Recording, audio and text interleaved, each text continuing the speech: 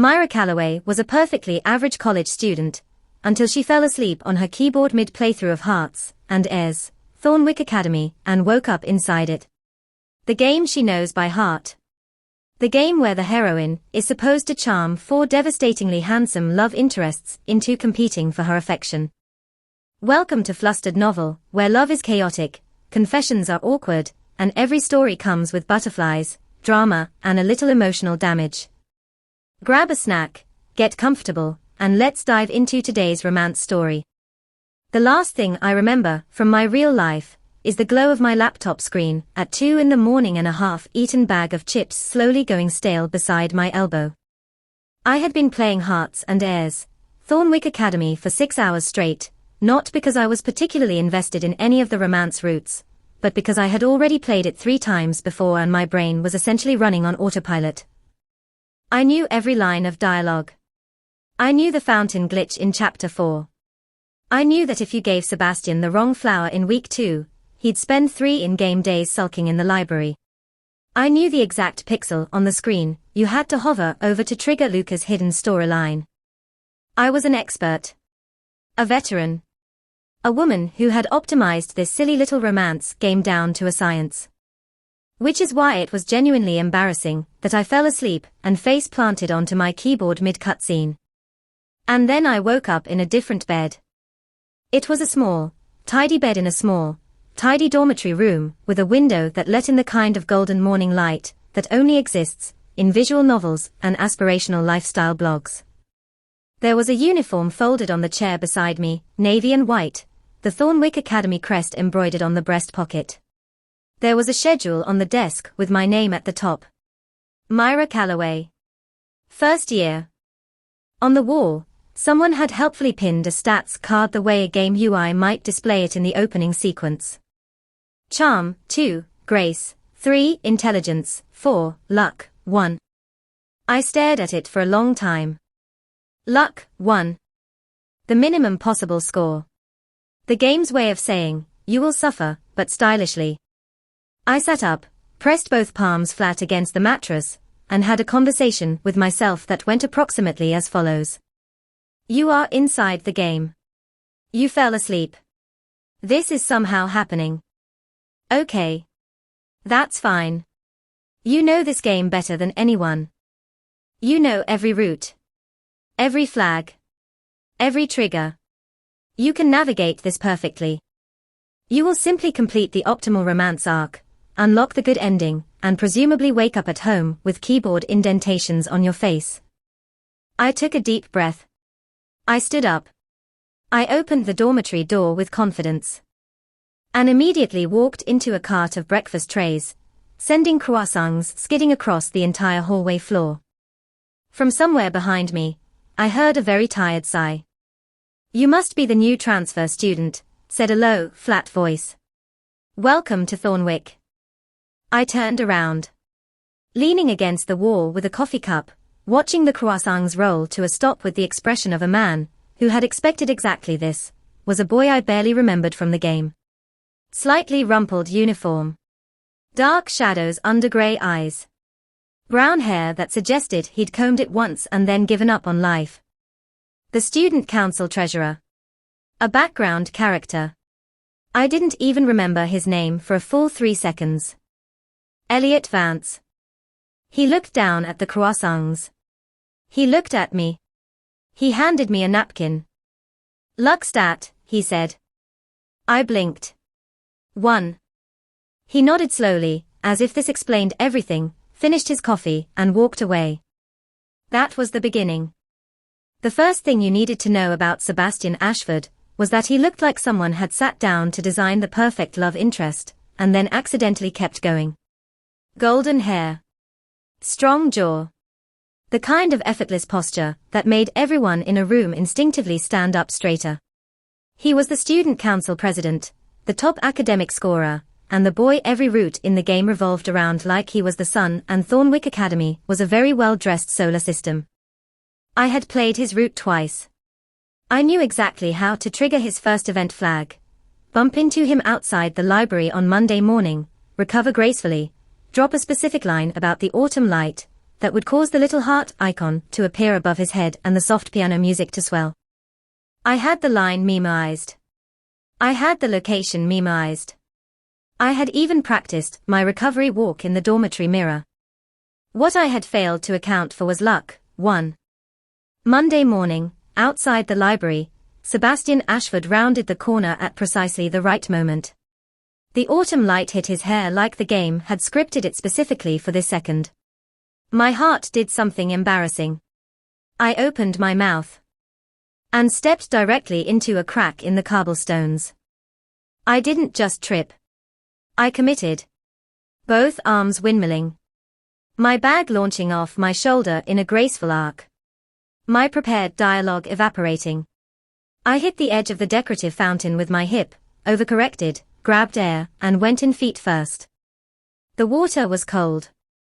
Sebastian stared at me from the path with an expression I can only describe as concerned, but also never going to emotionally recover from this. Several students stopped walking. Someone laughed.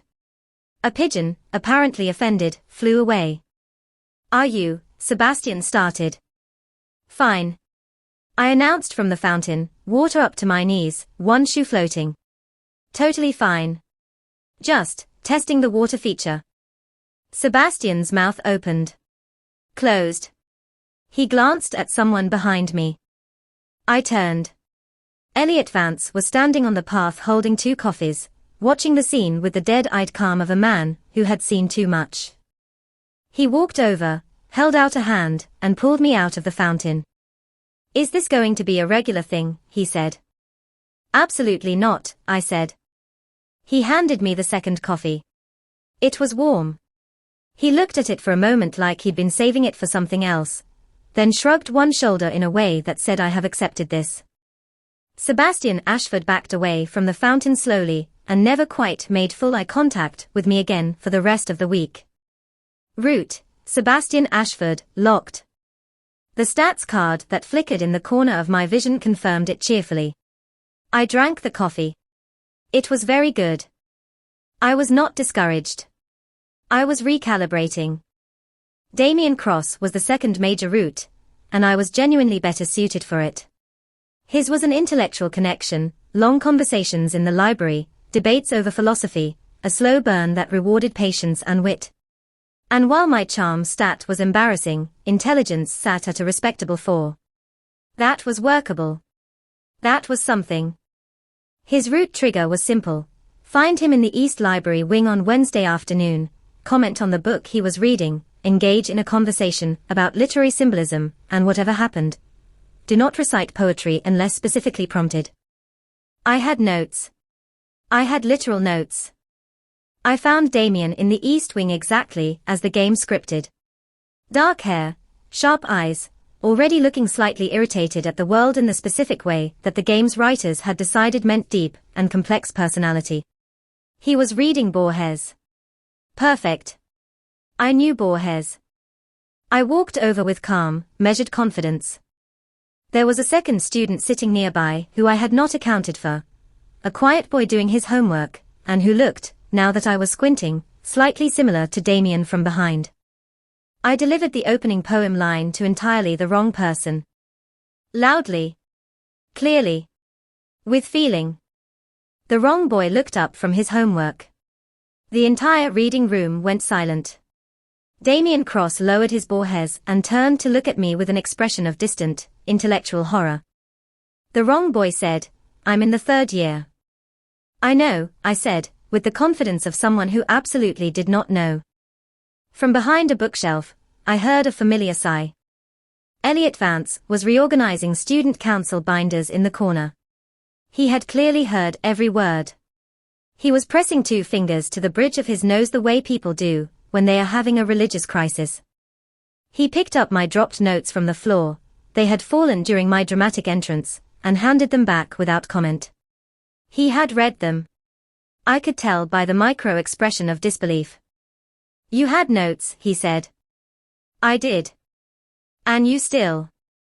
"I would prefer we not discuss it." He held my gaze for one long moment, then went back to his binders.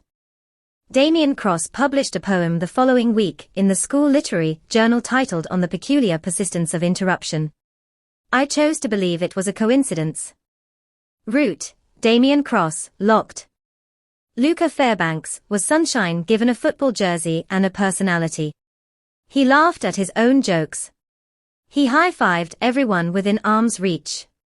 His root was the most physically active of the four. It required showing up at practice, demonstrating at least minimal athletic competence, and ideally catching a ball he threw to you in a moment of spontaneous connection. Grace, 3 was not great. But I had watched enough sports to fake it. I lasted approximately 4 minutes at practice before a stray football hit me directly in the face. Not hard. Luca immediately looked horrified and jogged over apologizing, but the impact startled me backward into the equipment rack, which tipped, which knocked over the water cooler, which rolled into the first years, who were stretching nearby, and caused a chain reaction that somehow ended with me sitting on the field surrounded by orange cones like the world's saddest traffic hazard. Luca stood over me with enormous eyes. Are you okay? I'm great, I said, from the ground. I love sports. He helped me up. He was very kind about it. He patted my shoulder in the way you pat something fragile you feel responsible for.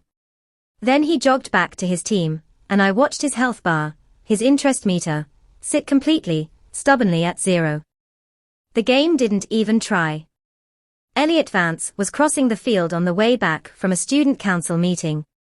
He stopped. He looked at me. He looked at the orange cone situation. He closed his eyes briefly as if buffering. I saw the whole thing, he said. How much of it? All of it. He handed me his water bottle. It was almost entirely out of habit at this point. He seemed to produce useful objects for me the way a vending machine produced snacks. You know, he said, you could just not try to join the sports team. I'm not trying to join, it's complicated. It's always complicated with you, he said, which was somehow the most personal thing he'd said to me yet. He walked off. I watched him go. Root, Luca Fairbanks, locked. Adrien Vale had transferred to Thornwick midway through the semester. A classic visual novel move, the mysterious latecomer with the dramatic backstory, and the silver hair that caught the light in a way that defied physics. His route was the most difficult in the original game, high risk, high reward, full of branching paths and near misses. It required, above all other things, a decent luck stat. His route trigger. A joint chemistry experiment. I simply had to not destroy anything. I destroyed something. I don't fully understand the chain of events even now. I added the correct compound. I followed every step.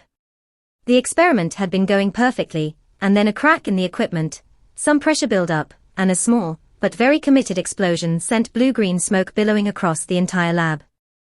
The smoke alarm screamed. The sprinklers fired. Every student in the room fled. Adrien Vale stood in the doorway, damp, silver hair now a mess, staring at me through the chaos with an expression that was completely unreadable, but suggested he was reconsidering his transfer. I was sitting on the floor, inexplicably fine, covered in blue powder, holding the one piece of equipment that hadn't shattered. He turned and walked out. The good news, said a soaking wet voice behind me, is that I think we found your stat cap. Elliot Vance was standing in the smoke in his ruined student council blazer, hair dripping, holding the attendance clipboard he'd apparently been delivering to the lab. He looked at me. He looked at the devastation. He started to say something, stopped, and simply sat down on the floor beside me instead. Are you hurt? He said. No, I said, are you? I'm deeply tired, he said, which wasn't the same thing, but somehow answered the question. We sat in the sprinkler rain for a moment. It was the most peaceful 30 seconds I'd had since arriving. I have a spare blazer in my bag, he said eventually. Why do you carry a spare blazer? Because apparently I spend time around you now, he said. I didn't know what to say to that. He didn't seem to need me to say anything. Root, Adrien Vale, locked. The stats card in my peripheral vision added, in what I swear was a slightly smug font, all main routes exhausted. The game, when all main routes were locked, was supposed to push you toward the neutral ending. A quiet graduation sequence, a vague montage of Myra's Thornwick days, a bittersweet piano piece over the credits. There was no secret fifth route. I had played this game 3 times. I would know. And yet. I noticed Elliot Vance for the first time, really noticed him, on a Thursday afternoon in the student council room, when I'd gone to return a form I'd been asked to deliver. He was alone at the large table, surrounded by budgets and event schedules, with 3 empty coffee cups lined up beside him like a small, sad memorial to his afternoon. He was asleep. Not dramatically asleep. Just, head tilted, pen still loosely in his hand, the specific posture of someone who had fought against unconsciousness and lost approximately 10 minutes ago. I stood in the doorway. I should have left the form and walked away. Instead, I found myself quietly collecting the empty cups, setting them aside, and draping my cardigan over his shoulders, because the window was open and the air had gone cold. He stirred slightly. Didn't wake up. Mumbled something that might have been the quarterly report, or possibly just despair. I left the form on the table and went. The next morning he found me at breakfast, and put a coffee on the table in front of me. "You left your cardigan," he said. "Keep it," I said. "You looked cold." He looked at me for a moment with a complicated expression, not suspicious, not grateful, just genuinely uncertain, like someone had handed him something he didn't have a category for. "I don't need." "Elliot," I said, and it was the first time I'd used his first name. "Keep the cardigan." He kept the cardigan. I noticed that he wore it the next 3 days. Once I started noticing Elliot, I couldn't stop. He was always there, that was the first thing. Every disaster, every mortifying incident, every moment when the universe decided my luck stat was a personal insult, he materialized. Not swooping in dramatically. Not making a speech. Just appearing, quietly solving the immediate crisis, and then going back to being tired. He covered for me when I accidentally sat in the wrong lecture for 20 minutes. He revised my student council paperwork when I'd filled out the wrong form twice. He walked me to the nurse's office the day I tripped on the stairs, not hovering, just matching my limping pace, and sat in the waiting room reading budget reports until I came back out. He did none of these things with fanfare. He didn't seem to expect acknowledgement. He just did them the way you'd hold a door open or catch a falling glass, because it was the nearest useful thing and he had the hands for it. I started paying it back where I could. Coffee, because he was always out. Lunch, because he forgot to eat when deadlines loomed. Once, when I found him still in the council room at 10 at night working on an event proposal, I sat across from him and helped format the spreadsheet, because I was, if nothing else, good at spreadsheets. He looked at the finished columns and then at me. "Why are you here?" he said. "Why are you here?" I returned. "Duty," he said. "Same," I said. It wasn't the same. But he didn't push it. We worked in silence. It was the most comfortable silence I'd experienced since arriving in a fictional world. There was a moment, I am certain it was not scripted, because the game had no fifth route, because Elliot Vance had no portrait, because background characters do not get moonlit bridges, and yet. It was after the autumn formal, which I had survived through sheer stubbornness and the structural support of borrowed earrings. I had danced with no one notable. I had knocked over one drinks display, only one, which felt like personal growth. I had watched Sebastian orbit his chosen date like a golden planet, watched Luca spin 3 different people around the floor with enormous joy, watched Damian stand against the wall looking literary about it. I had felt, for the first time since arriving, genuinely untethered. I wandered out to the bridge behind the main hall, because I needed air and the stars were out and sometimes fictional worlds had genuinely lovely skies. Elliot was already there. Jacket on, tie slightly loosened, coffee cup from the catering table in his hand, looking up at the water below with the expression of a man thinking about absolutely nothing, because his brain had temporarily run out of fuel. "Did you escape too?" I asked. "I finished the seating coordination 20 minutes ago," and no one noticed, he said. So yes. We stood side by side at the railing. Do you like any of this? I asked. The events. The council work. He thought about it, which I appreciated. He always thought before he answered. I like when things run properly, he said. I like when people have a good time, because someone made sure the logistics worked. He paused. I don't need to be at the party. I just like the party existing correctly. I looked at him. That's either very noble or very sad, I said. It's very tired, he said. I laughed. He turned to look at me, surprised, I think, the way you're surprised when something you said lands differently than you expected, and then he laughed too, quietly, and it changed his entire face. He had a really good laugh. The game had never mentioned that. Myra, he said, still looking at the water. Yeah. Why do you keep trying so hard? The routes, the flags, I know what you're doing. Sort of. He glanced at me. You know none of them are going to. I know, I said. Then why? I considered the question. The real answer was, because I'm trying to go home. But standing there, with the good laugh still in the air and the water reflecting stars that were maybe too perfect to be real, that answer felt suddenly, quietly wrong. I don't know anymore, I said. Honestly. He nodded. Like that was a fair thing. We stayed on the bridge until the catering staff started collecting cups, and even then we walked back slowly. The stats card flickered in my vision on a Tuesday morning and I did something I hadn't done since the fountain incident at the start of the year. I ignored it. I was sitting in the student council room helping Elliot draft the winter event budget. He'd gotten a complex spreadsheet I'd built wrong, and was apologizing about it in his very Elliot way, which meant one quiet sorry, and then attempting to fix it without asking for help, which was functionally the same as asking for help. Move over, I said. He moved over. I fixed it in 6 minutes. You're actually useful, he said, the way someone says something that they didn't mean to say out loud. Thank you, I said, the way someone receives a perfect compliment. He made a face, the faintly mortified face of a person who has said a true thing, and poured me coffee without being asked. Elliot. I think I might not want to go home. He stopped pouring. Set the coffee down. Turned to look at me with those grey eyes that were always slightly more awake than the rest of him. The home you came from, he said carefully. Yeah. The one that's, he paused. Not here. Yeah.